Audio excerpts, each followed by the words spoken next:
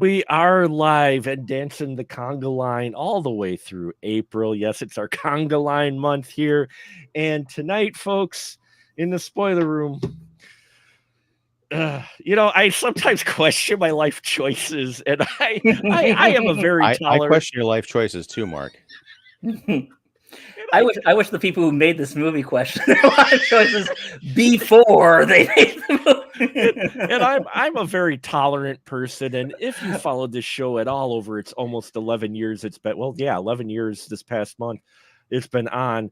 I have a very select taste. I have diverse taste. I accept a lot of things, but tonight's movie, it tested my mettle, and there's very few movies that test my mettle, and this one, no, not met. Well, anyway, the other kind of metal. Anyway, tonight, folks, thank you for venturing down the stairs, pulling up a chair, and popping your favorite drink as we talk movie spoilers. And yes, I have my brandy old fashioned in a can because I need it for us talking about King Kong Lives from '86. It's this sequel that no one asked for to the 77 or we covered 76. it 76. The 1976 Kong, which we covered on our spoiler room in past. Look it up, folks, on specialmarkproductions.com. Shameless plug. Anyway, check it out there. But we did talk about that one. But there was a sequel made, believe it or not. It took them almost 10 years. And yeah, tonight I got a wonderful crew with me to venture through King Kong Lives. First off, Baby Spice of the spoiler room is back. The editor himself, the cat father. It is none other than Mr. Scotty D. Hey, Scotty D, so glad to have you back in the spoiler room. Thanks, glad to be here, even for this. I was going to say, especially for this, because when I saw that this was coming up as this, I'm like, oh, that crap, yes. Oh, I've got to be in on this one. I've got to be in on this one.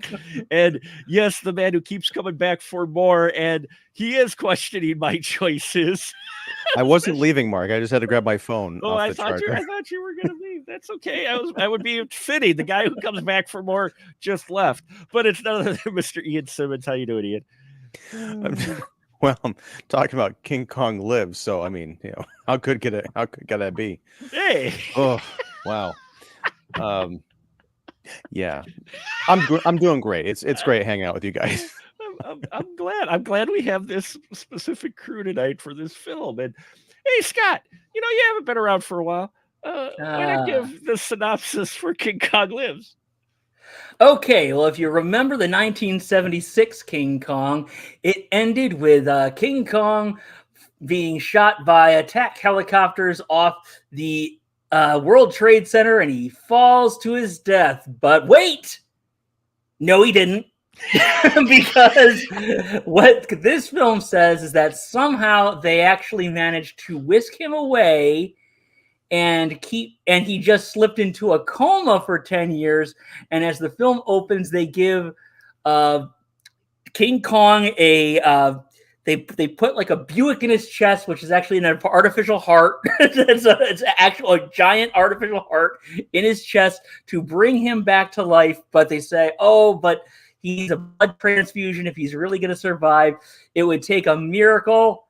Guess what? Here comes the miracle. Lady Kong. We have a Lady Kong that they discover and bring to King Kong. And of course, these two smell the pheromones. They immediately get hooked up. They immediately want to escape together. And of course, the army freaks out and immediately tries to kill him. It's the army headed by one of the cops from Beverly Hills Cop. And he is just really wants to kill the apes, and we never know why. and that's basically the story. Oh yeah, and also Linda Hamilton is in there, really hoping that Beauty and the Beast pilot gets picked up, and and Brian Kerwin is there as well, saying, and basically as soon as the cameras are shut off, everybody fired their agents. So, folks, we are very tolerant here on the spoiler room, and we try to spin a positive, but this one is definitely going to be a challenge. And And I was every turn I was giving this film its chance, and at every turn it was like, nah. It was like, okay, we're good. Linda Hamilton here. We're getting a good scene. We're getting a nah. No, don't show up. Don't do a close up. Your makeup on the Kong is not good enough to show a close up. Don't show a close. Oh my God, there's the seams. There's the cracks. There, it literally looks like someone went to Spirit Halloween and grabbed a Kong outfit, 2 of them for the price of 1 because it was clearance because after Halloween, and tossed them in this. And Kong's scale, I have no idea how big Kong is. It varies. He's like Megatron in he's like Megatron in G1 Transformers, where his size varied depending on the plot, because sometimes a person could carry Megatron and sometimes another Transformer could carry Megatron. He could vary in size, and so does Kong apparently. Wow. Okay. I initial thought, Ian, with King Kong Lives. I'd never heard of this movie before you put it on the list. I had no idea that it was a sequel to the 1976 Kong, a movie that I really liked. And when they opened with the kind of the end montage of how that movie concluded, I'm like, okay, this is interesting, but I don't see Jeff Bridges in the credits for this movie. What's going on? Oh, it's 10 years later, and Linda Hamilton's. I just pulled this movie up on the Roku channel and pressed play. I didn't look into any of it. I was like, oh, John Gehrman's back. He did the first one. It's kind of cool. And for the first bit of it, I was like, okay, this is interesting. I mean, I did like, the Kong stuff was not that great, but I did like the giant heart. I think they did a really good job with the combination of miniatures and rear projection and people in suits to create the illusion. I was like, okay, for 1986, this is pretty good. I'm invested. But then, I mean, it's a chick flick. Like, Kong is trying to make his way to his now pregnant girlfriend, and you've got Linda Hamilton, and I'm just going to say it's a phrase I learned from you, and I'm going to repurpose it, Mark. It's great value Peter Fonda. And they're trying to bring these two together, and then there's a crazy army guy, but nothing can keep them apart. When at the end, when Lady Kong is going into labor in the barn, I was like, I need to turn off this movie, but then I couldn't. It was like Dr. Strangelove. I couldn't bring my hand to do it, so I suffered through that last 10 minutes. I'm like, what? I don't know what I'm watching anymore. King Kong used to mean something. It was a giant ape stomping through, like, destroying, cities, or adventures with overgrown, mutated animals on tropical islands. This is like he's running through the town that was like one town over of the small towns in Superman 2. And like beating up rednecks, which is fine, but like it doesn't. This is a love story, and love stories don't belong in the world of King Kong. I'm putting my foot down. Just like he did on one of the guys in the movie. He put his foot down. No, just on several of the guys. He did some smashing. I will say the standoff between Kong and the army at the very end, where they're like before the delivery. If you just stop the movie with Kong, like after he stomps on the colonel, and then Linda Hamilton, the other guy, like, oh great, now they can be together, and you show them going off into the sunset. No kids, none of that stuff. But that battle was pretty spectacular. I mean, like, Kong is getting shot the hell up with tanks and machine guns. I mean, they didn't break out any rockets, I don't think, but it was pretty impressive. And like, this should have been the entire movie. Kong is loose in America, and he's got an artificial heart which can't be stopped, so he can't be stopped. But no, they had to introduce love. Scotty D, what about you in this movie? Well, I mean, okay, now when I remember when this came out, and I wanted to see it right away, and apologies, Ian, it was because I knew it was going to be bad. Even at 11 years old. Oh, I think we just lost Nope, Mark's I'm still camera. here. I'm still here. Okay.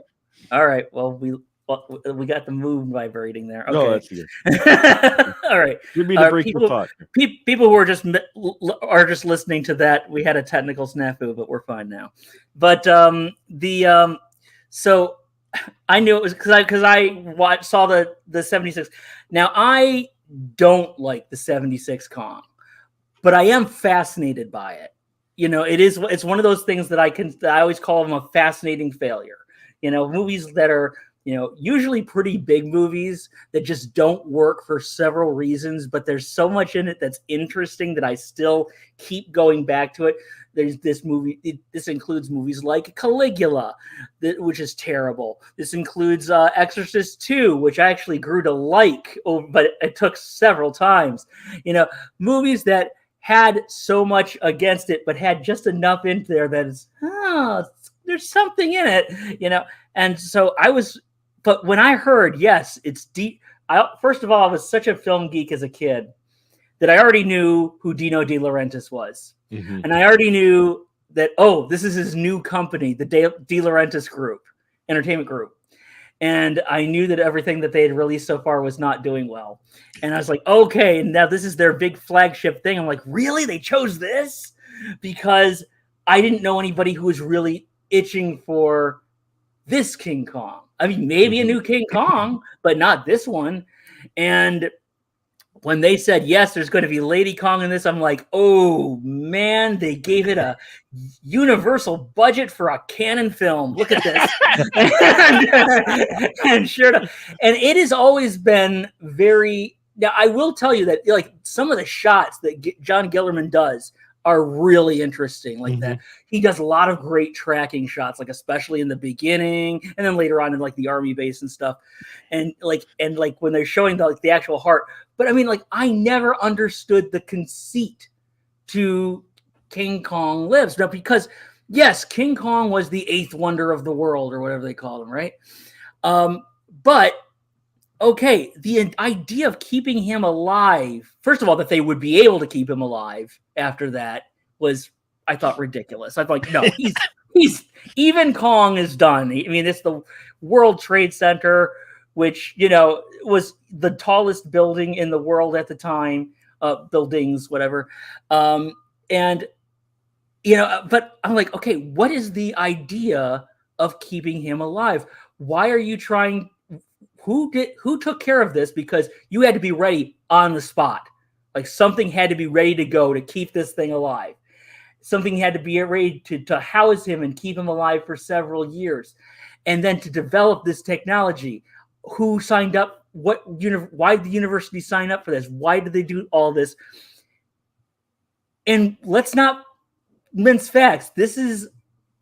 Didn't he like kill tons of people in New York City?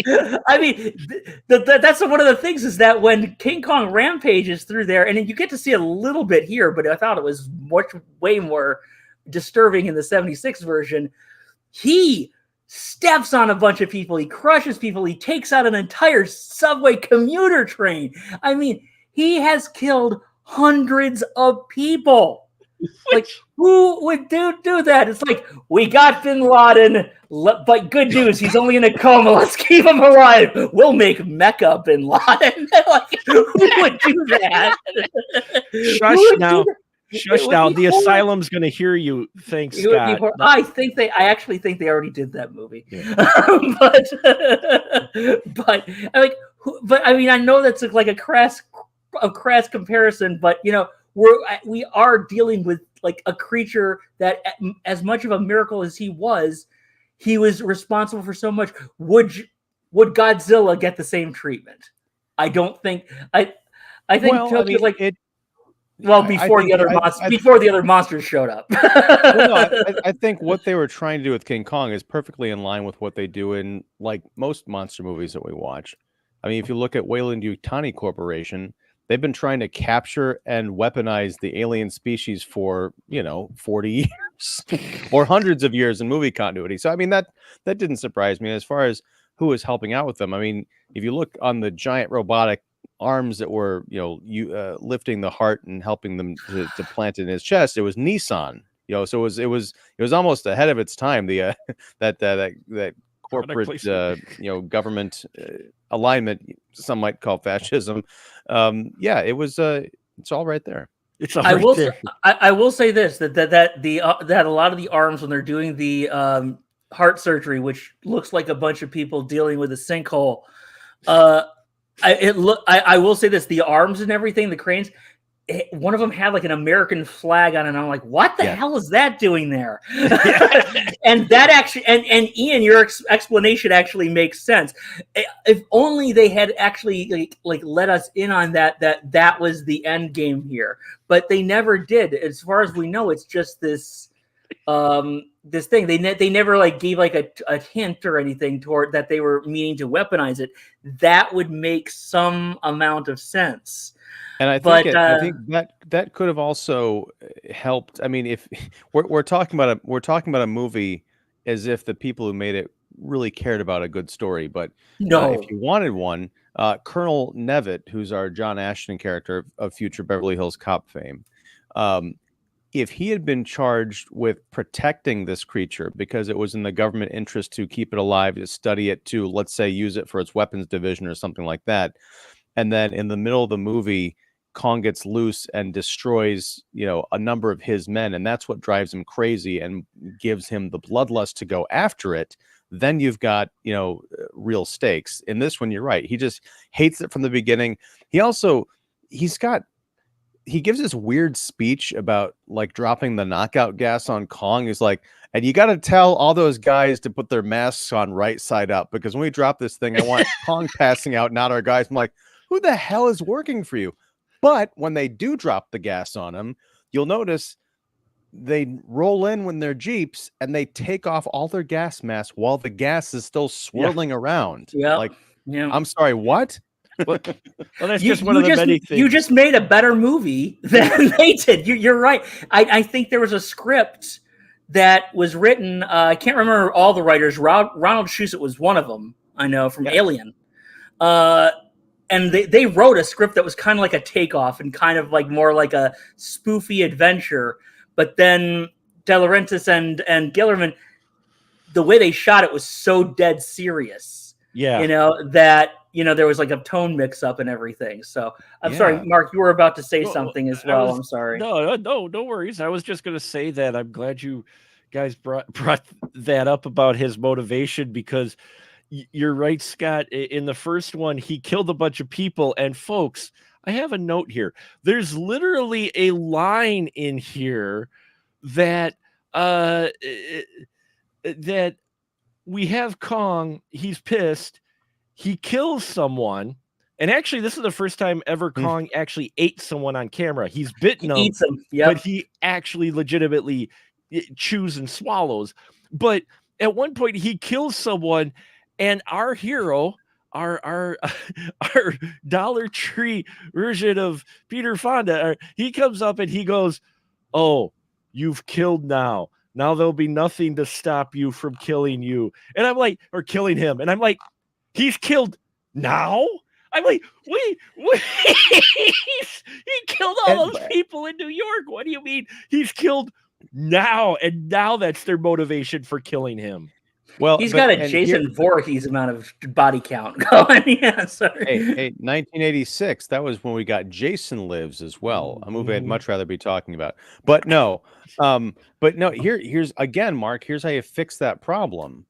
You mentioned the distinction between Kong killing in New York and murdering someone. True, because you could make the distinction of like, he had been captured, he didn't know where he was going crazy or whatever, but this was a deliberate act. He was turning, he was aggressing towards someone who had aggressed against him and like really taking glee in it. Although I don't know how he would put that together because they came upon that group later. But yeah, that was gnarly, biting the dude in half and fun. But I knew I was in good meant something. Right. Well, I knew I was in good hands in this movie, like almost immediately after the flashback to the 76 version. We get this this celebration, this town celebration. Everyone's like got Kong fever. and we see a poster that says you Kong, me Fei, which is a meta reference that should not exist in this universe at all. Who the fuck is Fei? And we get a little black kid waving a Confederate flag. I noticed that. I rewound that because there's a lot of like limbs and stuff waving around in that shot. I rewound that 3 times to confirm, like, yep, that's actually what I saw. Yep, that happened. That's the thing. And it, he did look very confused, as was I. Yeah. Okay, here we're celebrating Kong. Here, hold this flag and wave it. What? Just wave it. We'll give you $50, kid. Just wave. Oh my gosh. Yeah, and we get this shot of our guy too, Hank Mitchell, in the woods. Now, mind you, folks, Skull Island was a remote island, not on anyone's radar. Nobody has been there, and it was a mystery, and that's why, oh, look, it's pretty much the island that time forgot, okay? It's the land that time forgot. So, of course, you got prehistoric people, not prehistoric creatures, and Kong, and that makes sense. Our Hank Mitchell finds the female Kong in Borneo. Yeah. Borneo. He finds them in Borneo, and I'm like, how did anyone in Borneo? Because Borneo's not like, even in '86, isn't like completely cut off. It's not like Kong Island. There's people, there's natives, there's no legend of a big monkey. He literally just happens upon. He's not even looking for the female Kong. He just happens upon her, and he has some guys who back him up who just happen to have like knockout darts for her spears. I'm like, where'd these guys come from to knock her out? And I'm like, nobody knew. Here Kong is like this big surprise, and I'm like, I know it's 86 and that, but still, I'm like, really?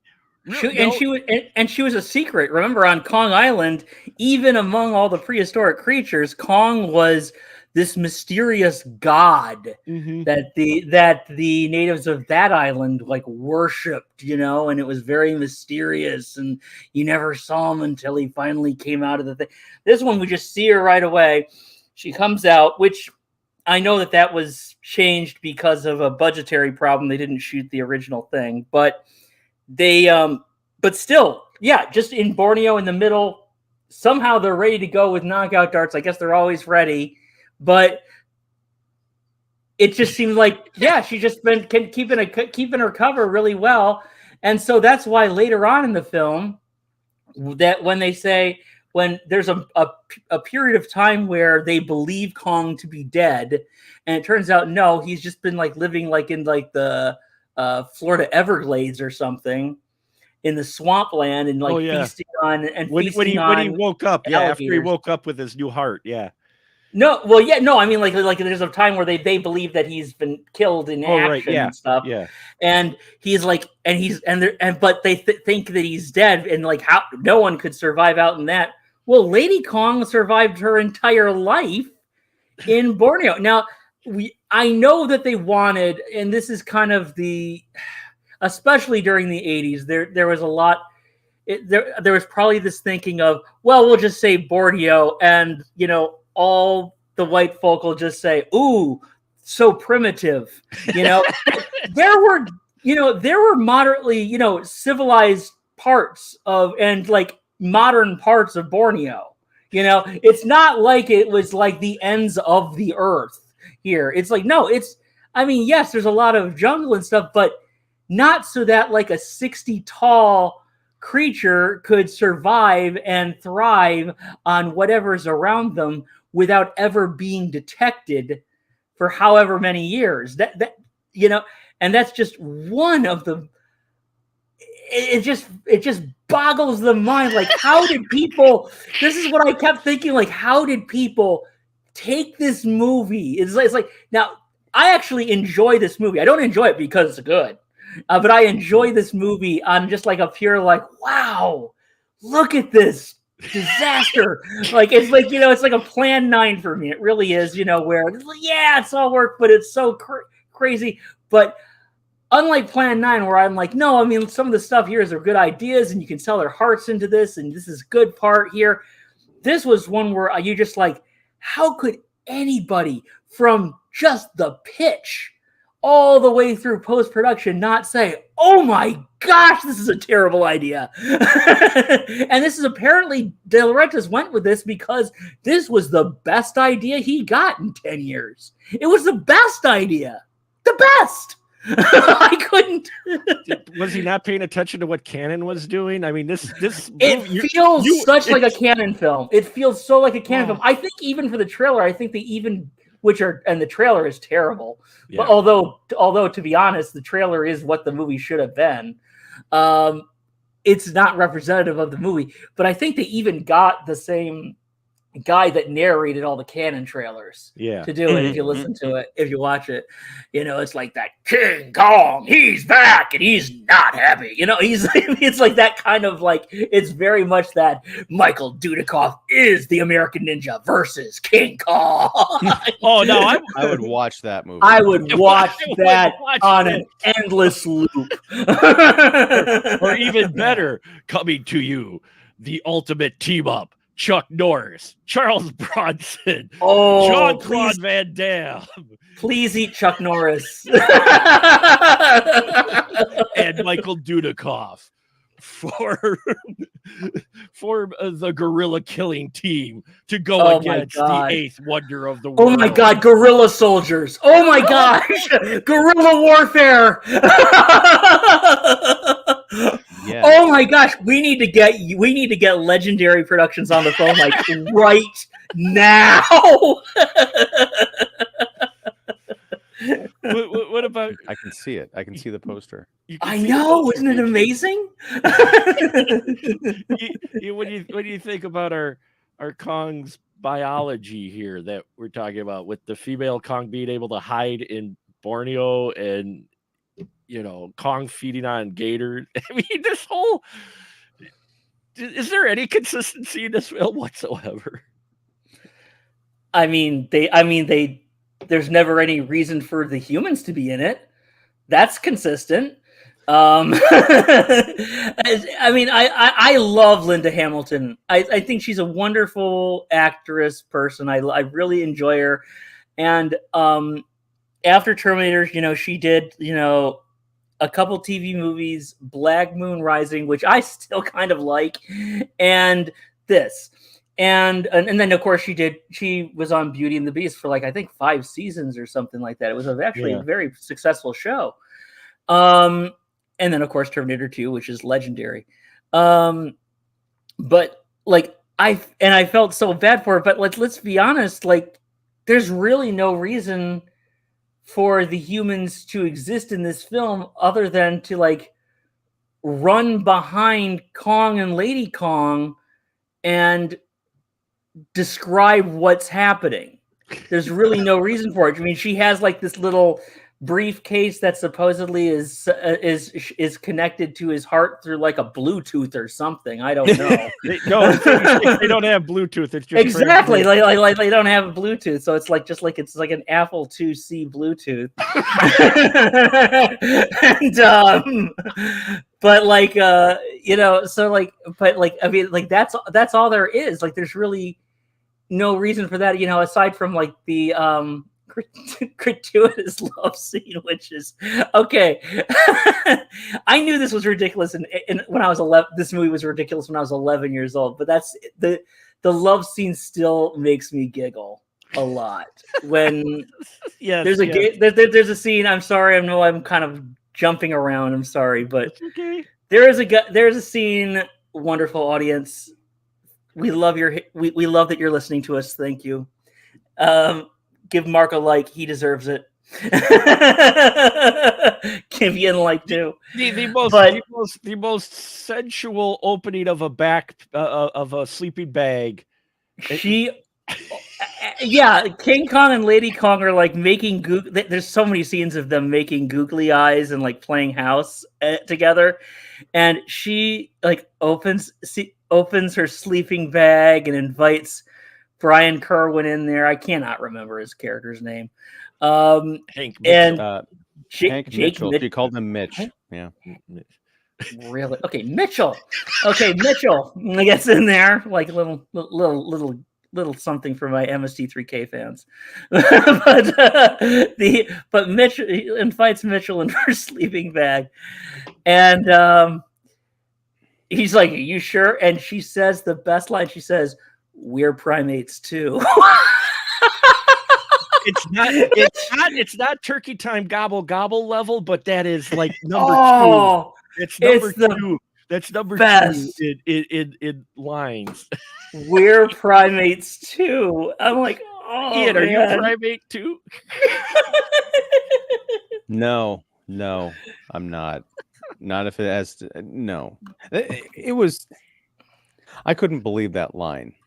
I mean, that was the one point I did feel, because Linda Hamilton, she sells this movie. I mean, I believe that she was Amy Franklin, research scientist, or what the hell she was. But yeah, I felt I was embarrassed for her having to deliver that line. Just for the love scene in general, because it's like out of nowhere. I mean, it's just like they've got the working relationship kind of, and there's a little, he like kind of has feelings for her, but she's all scientistic about Kong, and I wish they would have kept it that way. But no, then suddenly out of the blue, I don't know, maybe the pheromones from the monkeys getting busy doing monkey business. Which I don't know how that didn't wake them up. I mean, because that was ostensibly the night when they created Kong Jr. Let's not talk about the gestation period of apparently a baby Kong, which is about 30 minutes, apparently. There was several months that passed between that's right. Yeah. And when they lost Kong in the river. Oh, that's right. There was the whole thing with how could he survive out there, and then we get the worst pile of Dollar Tree alligator skeletons. And you know what? It was actually 9 months. I checked, and he was actually meant to be gone for 9 months. And we know some time has passed because Mitchell goes to Borneo. Oh, that's right, to go try to get a preserve. And so we figure, okay, that must have taken at least a couple weeks. But we don't really know how long. We kind of get a little bit through the dialogue, and I think she says months at one point. But yeah, it's supposed to be 9 months, and I'm like, I did not get that at all during the film. That was supposed to be 9 months. That Kong has been living in the wilderness, and wouldn't they notice that all the alligators are gone? Yeah, I'm sorry. I have notes. I have actually I have notes, but this film makes me rant. This film makes me rant, and it makes me incoherent at times. I swear. It's okay, Scott. It's been doing this since I was 11 years old.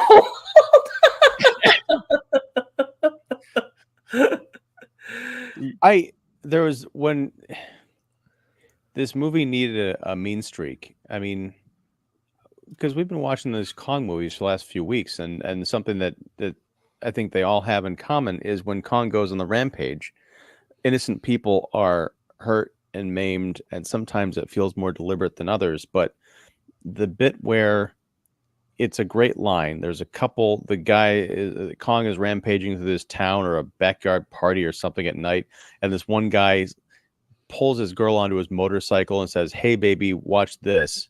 And then he drives the motorcycle right between Kong's legs. And I'm thinking, okay, this is the part where Kong reaches down and like crushes both of them or picks them up and throws them or something. But no, they just get away. I'm like, I don't know what I'm watching here. This is not King Kong. Again, this is My Heart Will Go Kong. Okay, this is a love story. I have no time for this nonsense. Although I will say I love I feel like this movie was made for the home video era. That's the only way I can justify the blink and you'll miss it Linda Hamilton boob shot as she's getting out of the sleeping bag the next morning. I'm like, what is that? Like I know what it is. It's a nipple, but that was definitely a choice. But that wasn't something like the scene from the Terminator, where it's like, oh, okay, I can understand why this is here. This is just like, no, we just left it in. Yeah. I have a feeling that scene was. I mean, I watched this a lot as a kid, but I'm visually impaired, so I don't think I caught it, but like I imagine that was paused a lot when it got rented by some deprived 12-year-olds. Remember, the internet didn't exist yet, kids.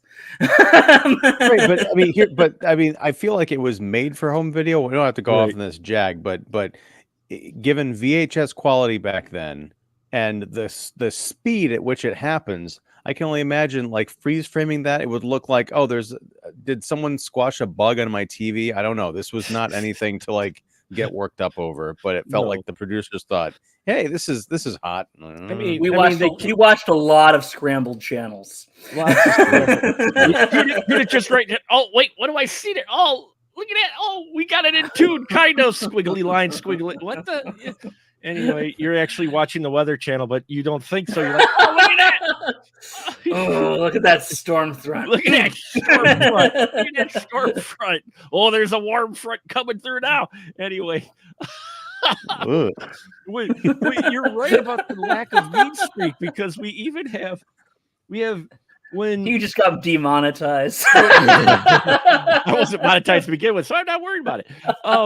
But you get the scene where Kong rescues pregnant female Kong. So, you know, we think he's dead because he hit his head on a huge boulder. Again, it depends on what size of the plot, what scene depends on the size of Kong.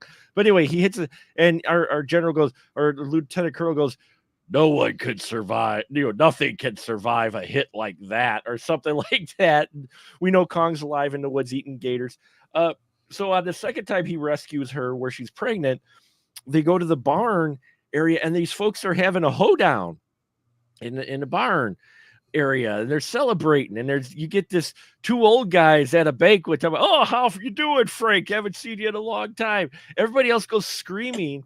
But the thing is, you had Kong and female Kong in the background, and Kong doesn't like immediately go after the people like normal. They're just kind of chilling in the back. I'm like, are they going to dance the hoedown now? Because it almost looked like it. Oh, that would have been so great. If they started square dancing with them. If they saw the people square dancing, and then her and Kong, Lady Kong promenade, yes.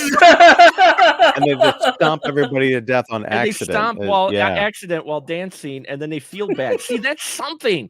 But that would be giving us something in this film. But they said, no, we don't need that. It's trendy now to talk about artificial hearts because we've had the discovery of artificial hearts. Thank you, Wisconsin, represent. And remember though, in the mid 80s, the minute the artificial heart thing became a thing, that showed up in like all the movies. It's like, here King Kong lives. You even get a reference in RoboCop, the Jarvik 6. Yeah. Yeah. It was like everywhere. Any genre, sci-fi, whatever, would try to work in an artificial heart. Yeah, that was the medical breakthrough of the decade. It was huge. Yeah, and it is a huge thing, but it's just hilarious to see them putting. It's like, whose idea? What idea is this? Hey, let's take that big psychotic that ape that went on a rampage. Let's put an artificial heart in him, and yeah, let's just keep him alive. I'm like, and it was an impressive special effect. For sure, but and they even tried to remember the surgery tension when you were talking about earlier. It's like them trying to dig into the someone's sinkhole. They get some surgery tension in there to where like, a clamp let loose, quick suction, and you got like 5 people with vacuums, and Linda Hamilton, and she's playing it so bless her heart. Bless her heart, this whole movie. I felt so bad for her and everything. The only time when you can really even tell anything is up with Linda Hamilton is that she reacts to any kind of real distress, and she just gives like this look like you're like a mother disappointed in her child, like, you know, like if the kid like spelled mommy but with poop. Like, and like, you know, so, and you know, she gets this look like, oh, I'm happy you're artistic, but oh.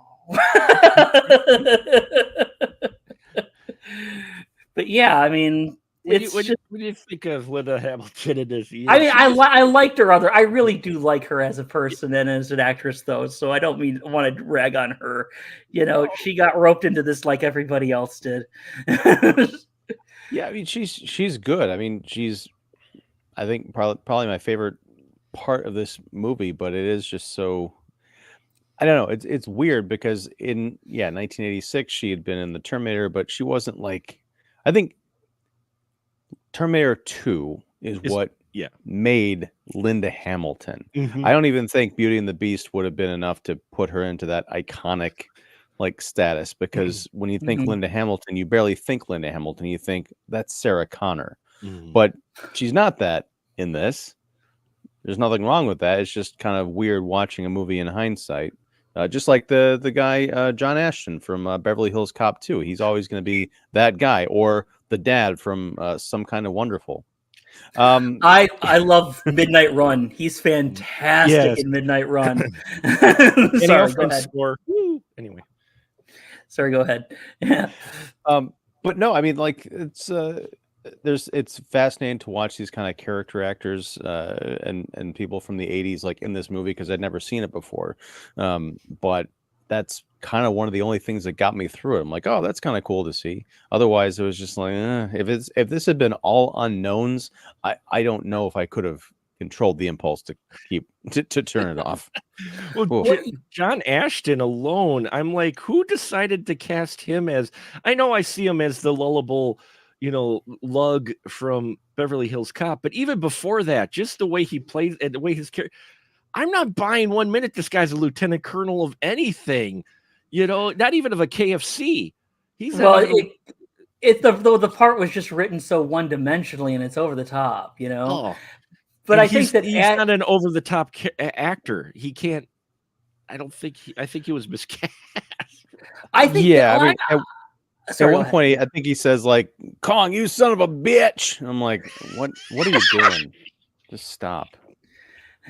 I think, well, Ashton, I think even said something, and I think Ashton said this to the press, and I think Brian Kerwin said it to like his agents or something. It's just like, well, you know, yeah, I mean, our names might be the first build, but let's not pretend that acting has anything to do with these movies. He says, like, and I think Ashton even said, like, to the press before it came out, like, you don't take this role and think I'm going to give a great performance, because no one's going there for the acting. The real stars are King Kong and the other ape. Those are the stars that people want to see. No one is going to these movies for the people. And so I think that's what he kind of took. And he took this, and he just went, I mean, of course, when you first see him, of course, he's on a Jeep and he's got a big cigar in his mouth. Like, I don't know. I mean, I've never been in the military. I'm not allowed to be in the military because of my eyes. So, like, I don't know if there really are these military generals or sergeants or whatever who go into the field chomping giant cigars. I don't know it, but every movie wants to tell me they are. So I guess, you know, like, so as soon as he drives up in a Jeep and you see a cigar in his mouth, you know everything about his character before he delivers a line in this film. Yeah. And that's the performance he gives, and that's what he does. So, like, I do think probably a little bit miscast. I think you're correct, because honestly, I find him way too likable to be this mean. I really do. Even in Midnight Run, he's such a jerk in Midnight Run, but you still like him. So I think he's too likable to be this kind of character, but he may have been miscast, but I think that he gives exactly the performance you expect. I mean, that's the hard thing, though, is like, You're right. I think everyone had the attitude, oh, this is just, King Kong 3 or whatever, nobody cares. But if you look back at, I'll even say it, King Kong 76 and certainly the original, and those were like real movies. I feel like people were Yeah. trying to, tell a good story and give earnest performances. Here, they give earnest enough performances, but I mean, Brian Kerwin's a clown. He's this doofus, Bruce Wayne's illegitimate step cousin, kind of he's nursing a beer at this like tie and tux, ceremony thing. They couldn't get Jeff Bridges, so they got him. Yeah, neither Jeff Bridges would have been amazing in this movie with Linda Hamilton. She could have been, because that's the other question. Like, whatever happened to the characters from 10 years ago? You'd think at some point someone would call them in, or they would have some kind of an involvement, or they found out that Kong was still alive. But it doesn't care about it. It's got all the sequential crossover of a slasher film. Well, Jessica Lange and didn't want to come back at all for the film. Right. Why would you even have their characters? Yeah. Right. A reference to you don't have to recast the characters necessarily, but just say, oh, did anyone reach out to what's his face and what's her nuts from 10 years ago? Do they have any expertise? Oh, they died in a plane crash or something. No, I was gonna say you expect them to do that like they did with Jamie Lee Curtis in Halloween 4. In that movie they tried to say like, oh, she died in a car accident, and then of course in Halloween H2O that like gets retconned. Yeah, they tried to give him a Hicks and Newton treatment from Alien 3, which still pissed me off about the rest of the movie. I could never get past that.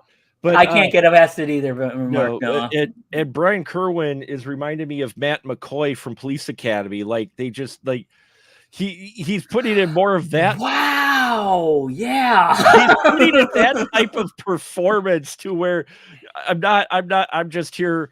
I'm gonna just smirk at the camera a bit, and you're Linda Hamilton. The reason she is her character is probably the best in here, Ian, and why you like her is because she's the one that seems to be taking this role the most serious.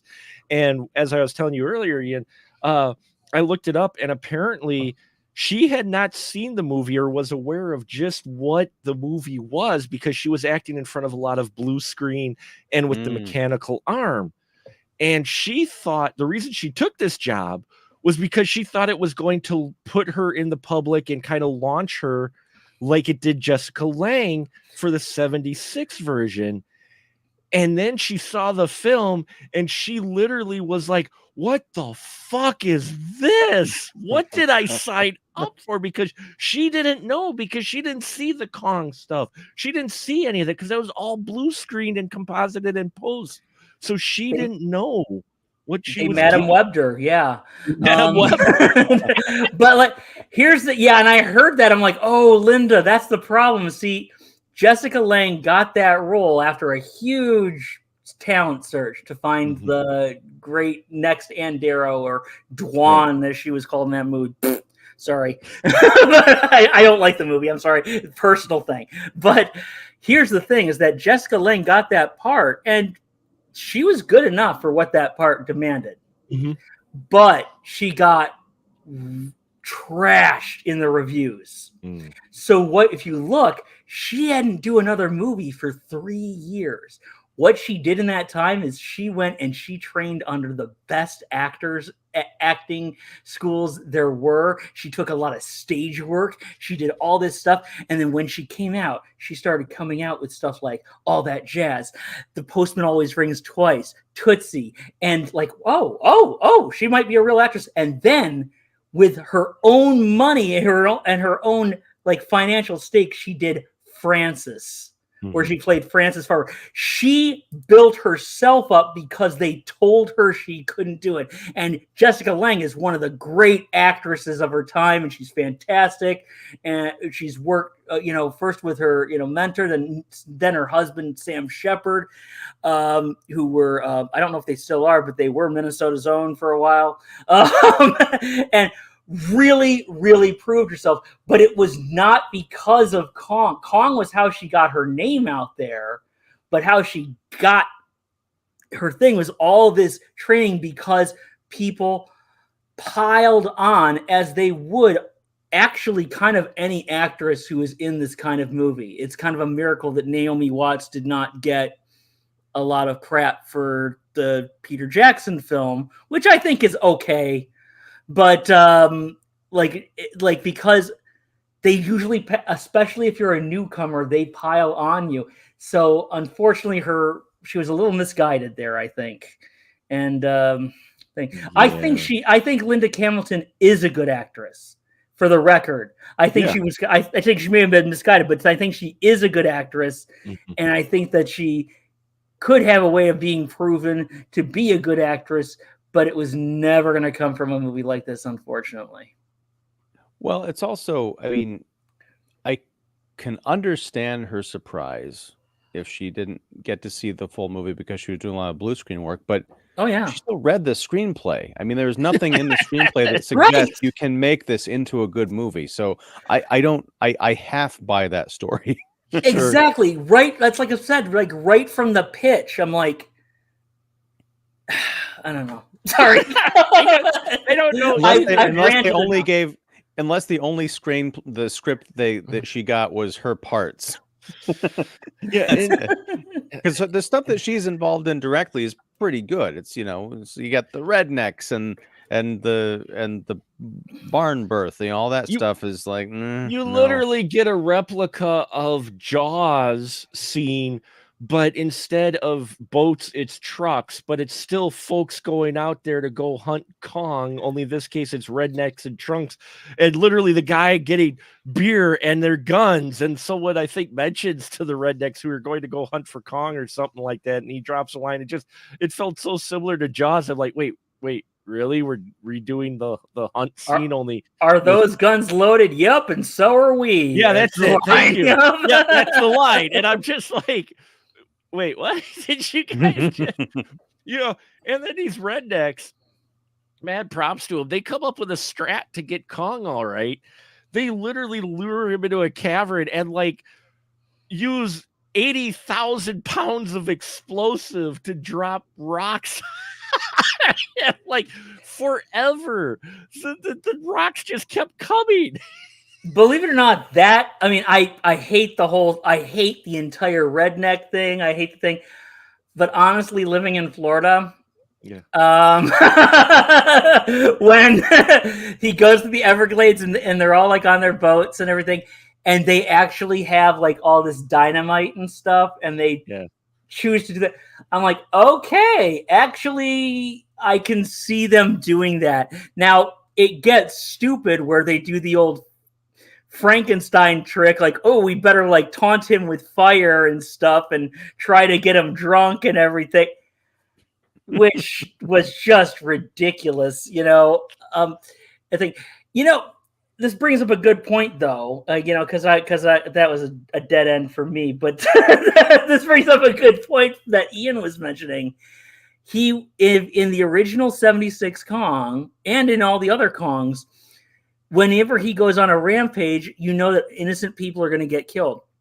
This film goes through such great lengths to cast everybody aside from our two lead humans as being absolutely reprehensible, one-dimensional, no sympathy whatsoever. You could never, ever, ever feel bad when, like, you could never feel conflicted if Kong killed some people in this movie. Never. Right. Because they make everybody so obnoxious, so one-dimensional, so hateful that they're basically just flesh suits, that he steps on.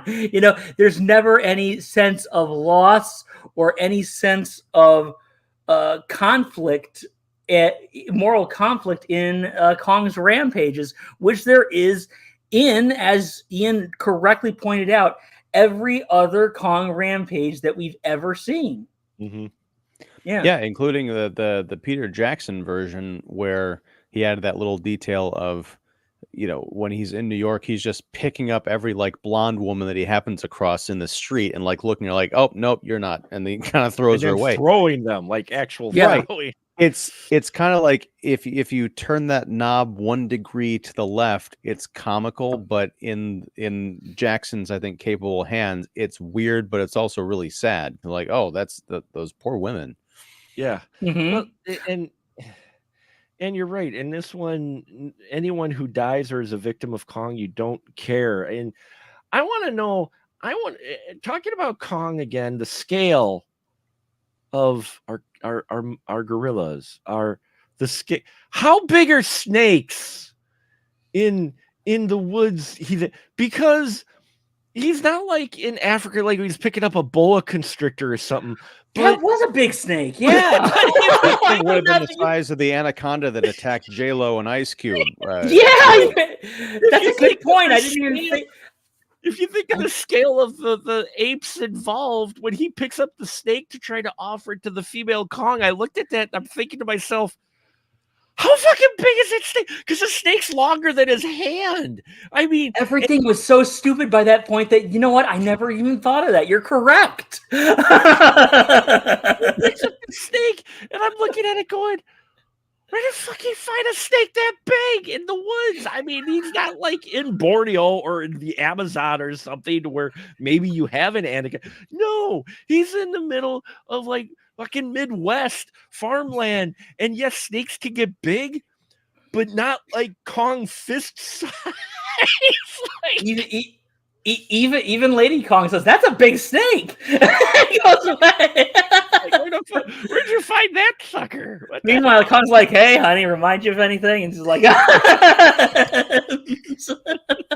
not a good come on. Well, I mean, it's also, I don't know. I guess they're two giant apes, so they're gonna get together. But like, it'd been funny if Lady Kong had rejected King Kong. You wouldn't have a movie, but you barely have a movie now. You barely. Oh boy, it's. This is such a prime, and we were talking about this in the pre-show, which folks check out the Patreon. Shameless shill. Sorry, my shill is showing. The Patreon for our after hours discussion, but it kind of goes along with that. With this is someone early on in the 80s trying to cash in on an IP, quote unquote, and just thinking they could make anything because it's been 10 years since the last one, and it's been 50 years since the first one. We could do what we want with this concept. People aren't gonna mind at all. You don't think they're, but the thing is, they didn't think it through. They're just like, we put Kong in a suit, he busts things. That's why people watch these movies. Let's just go. And you're like, yeah, but you still got to have it be coherent. And this isn't even, and then we get the baby Kong, the birth scene, because you're right. The battle scene with Kong and the army as he's protecting Lady Kong as she's giving birth. This is probably one of the more brutal kaiju scenes you have gotten in a monster film. He is it's violent. It is. I'm watching this going, oh my god. Well, flying off, yeah. So is the 76. I thought both of them were very bloody. But he's getting chunks blown off and he's smashing shit. And that's the part where he's actually Kong. That's like the only actual Kong moment in this film is when he's trying to protect Lady Kong while she's giving birth. And then, she gives birth to this guy in a monkey suit, and because it literally is a guy in a monkey. I mean, this is like they grabbed the singing telegram guy who did singing telegrams in ape suits and go, hey, you want to be in a movie? We got like 4 hours to shoot this. Here, we're going to dump some water on you and just crawl up on this block and you're on top of a female Kong. Okay, that's all you got to need to know. And then Kong, as he's decimated the army, the rest of they're like, she's not going to show the baby to Kong. And he's like, show him your child. Not Luke Wilson is like, oh yeah, show him your child. And he does, and then Kong sees him and dies. But we have the preserve in Borneo, which Hank Mitchell negotiated, so that's where they're going to go live because they're going to forget the massive deaths. I will say this that and like I said, I personally don't care for the 76 Kong. When he fell off the building, I know he's going to fall off the building. It doesn't hit me like it did in the 33 version or whatever. But which as the original, of course, I think is classic. But but I will say this: that end scene, the birth scene and everything, and Kong's spoiler alert, guys, and Kong's death. That's a heartbreaker. I will say this: I actually thought that when they did that, the special effects aside, when they said and he's dying and she's just given birth, and says reach out for your son, reach out. I'm like, ooh, you know what? That actually way more than the 76 really, if anything had matched my emotion, nothing in this film has matched my emotional investment into this film, than that scene at the very end. I'm like, okay, that is rough. That is a very emotional and rough scene. And in better hands, if this was more assured all the way through, it would have been a much bigger payoff. But because it's just a heartbreaking scene. But unfortunately, we didn't get that. Everything we got was everything we've been ranting about so far. How far-fetched it is, how poorly done it is, how poorly conceived it was. And that scene would have worked. But unfortunately, we had this film which was written as a send-up, shot as something dead serious, and it was made by these producers who think that they could just pull out all the old tricks and think that they could win the people over without really trying anything new. It was a film about prehistoric creatures made by prehistoric filmmakers. And because of that last scene, as emotional as it was, it didn't pack the punch it did. Can you imagine if they had actually pulled this off somehow, with actually making, give us a reason that King Kong is alive. Give us a plausible reason there's a Lady Kong. Give us a plausible reason there to be pursued. Ian, I actually thought your idea was really good. Just give us, can you imagine if they had actually done that and pulled that off with that ending? People would be talking about it as the thing, and there would have been a third movie with a baby Kong and a fourth movie or whoever. Who knows? Maybe De Laurentiis Entertainment Group wouldn't have gone into bankruptcy within the next year. But unfortunately, what we got was this really interesting and kind of emotional scene done with poor special effects, and as the culmination of this absolute garbage heap that we had seen beforehand. And so it just didn't work. There were two things that I didn't have the same reaction to that end scene, but I think it was mostly a matter of execution. I think that giant projected image of the dead Kong, as Linda Hamilton and great value Peter Fonda were in the foreground, that's a beautiful shot. But the stuff leading up to it, I kept thinking two things. One, this baby was born, and there was no ripping / cutting of the umbilical cord. He's just hanging out. Hey, look, here I am. Also, how did Lady Kong know what the fuck Mitch was talking about? It was like, no, show him your son. Like, Lady Kong does not speak English. Yeah. It'd be like, what? So yeah, I'm just again, I'm watching this. It's totally in keeping with the rest of the film. It's just sloppy and weird, and it doesn't work. And I wish that I had been able to connect on that level, because I think ultimately the filmmakers wanted me to be sad that Kong was dying. Like, he's got the single tear rolling down his eye, and the one nostril just covered in blood. It's great, but yeah, this thing needed another pass. If someone out there can just redo the end of King Kong Lives to make me cry, I'd be forever in your debt. and while you're talking about the umbilical cord, let's not forget that Kong starts the film having open heart surgery, and he has absolutely no scarring throughout the film. Right. Yeah. There's no. They couldn't even put a line down his chest like with stitches. I'm like, seriously, continuity. Where's the continuity director when you need one? It was nanobots. They healed him up with nanobots. That also invented in that 10 years. Yeah. Yeah. Well, never mind. Also, the fact again, scale. Baby Kong. She really had to try that hard for. I mean, in scale, the Baby Kong was a lot smaller than expected. I mean, Yeah. I mean, if you think about the size of our parents and just the size of, I'm like, would not fit in Kong's hand. I'm like, it should be bigger. Kong, the Baby Kong should have been a little bigger, but then Maybe again, he was preemie. I don't know. He might have been a preemie. I don't know. But then again, Kong should have been bigger because I'm like, wait, okay, he's as big as a tree. Okay, now he's not as big as a tree. Wait, okay, he's not as big as the waterfall, but now his head hit a rock. But that's got to be a really huge rock if it's big. Kong. That shot where he's like rolling down that river, I'm like, how fucking big is this? Like, is this the Grand Canyon? What is this?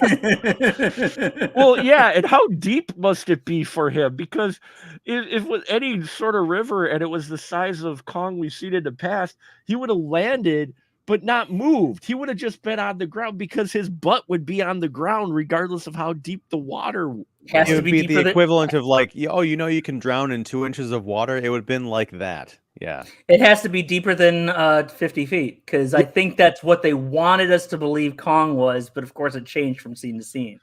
Yeah. So, yeah, King Kong lives. Fits and spurts of a few things in here. I like Linda Hamilton's performance in here. In all honesty, I wish it was in a different movie because she really is putting. You could tell she is putting her all into this film and into this character. Whereas maybe some other people were getting a paycheck. Although Peter Michael Goetz will say he didn't do it for the paycheck because the story goes that he got his residual check for this film, which came to the equivalency of 3 cents, to which he stapled it to the poster of this film. He never cashed the 3 cents. Peter Michael Goetz said he got a check for 3 cents for this movie, and he didn't even cash it. He just I mean, why bother at that point? I mean, and it killed this director's career. He did like one TV movie after this. And that was like it. That was, and John Gillerman had a lot of successes. I mean, let's not forget, like the reason he was given the gig on King Kong is because he was the director of Towering Inferno. Right. I mean, so he had a lot, and he actually had some that were like actually critical successes. I think his version of Death on the Nile is supposed to be quite good. Yep. Yeah. It is. I haven't seen it myself, but I hear it's supposed to be quite good. So. Yeah. But yeah, he did like one movie after this, I think, and then that was it. And it was a TV movie, no less. Well, he was a little upset, and he had a reputation for a bad temper, and apparently he was still trying to get over his last movie was also a big bomb, and Sheena. Yeah. And while that film was happening, his son died in a car accident. And so, of course, during this film, basically Dino De Laurentiis says kind of as a sympathy said, like, let's see if we can reteam and do this. And, he's probably mellowed a bit and we'll do this. And apparently, then things blew up and everything, but he was still finding it very hard to focus on the film. Apparently, from stories that I've heard. Now, there's stories that somebody, this other person took over. There's stuff like about a young documentary filmmaker. That story is not confirmed. No matter what the IMDb says, that story is not confirmed. And there's a lot of people who've said that they have no idea who that person is. So we don't know if that's true. We don't know if that Possibly. And it was during his canon contract, so maybe they's like, well, might as well. But no.